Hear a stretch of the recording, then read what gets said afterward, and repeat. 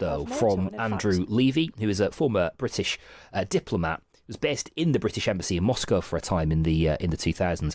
Andrew, you are watching these same images that we are. What's your take as this moment of history plays out before us? Well, it's always an amazing sight, isn't it? The Air Force One and the huge vehicles and all the security.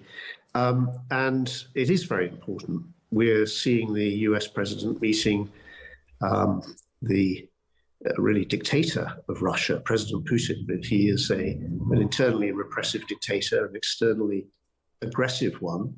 And there's nothing new about that. The invasion in 2022, which is the subject of these discussions, this potential ceasefire, was part of a series of events which you can trace right back to the end of the Soviet Union, and a group of intelligence officials, KGB people, Siloviki in Russian, hard men, a tiny group of them planning for the reconquest of the Soviet Union after it broke up, and the re-establishment of a Russian empire in their own image.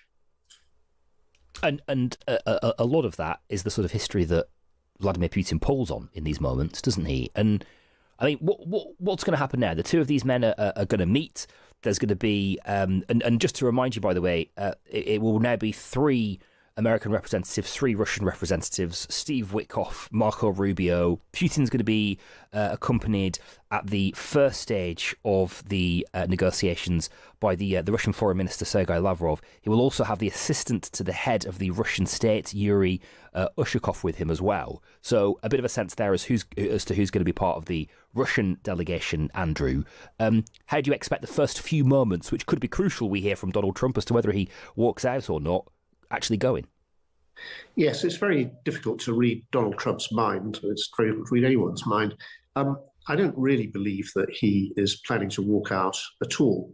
And I think he may see things transactionally and like a business deal where he can walk out, but I don't think even he thinks this is that. The people you've mentioned, so Ushakov is the chief, we'd call it civil servant, but really he isn't, right? He's part of this very narrow group. And he's an important figure. Lavrov has been around for an awfully long time. And he used to be someone who was fairly decent, when he was we thought he was fairly decent, but he turned into this lackey, really. And he's been doing that for many years. They're highly experienced, whereas on the US side, Mr. Witkoff isn't.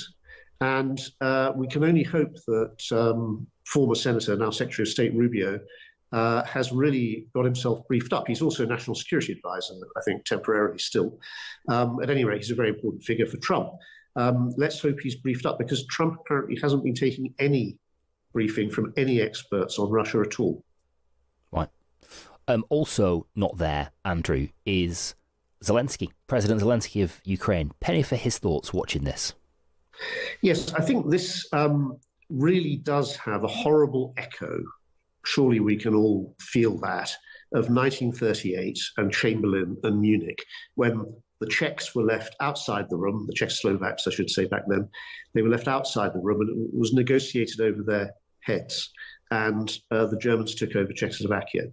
Well, I don't know what the outcome of this is going to be, but I'm sure that President Zelensky must be feeling that historical parallel. He must also be feeling, I think we know he's feeling, that he's not going to agree to any of this stuff unless extraordinary concessions are made by Putin. Extraordinary only in terms that Putin is unwilling to concede anything. In fact, he wants to get more rather than give anything back.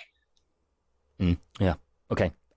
Andrew, thank you for your time. I appreciate it. Andrew Levi, who is a former senior British diplomat who was based at the British Embassy in Moscow for a time. We're going to speak in a moment to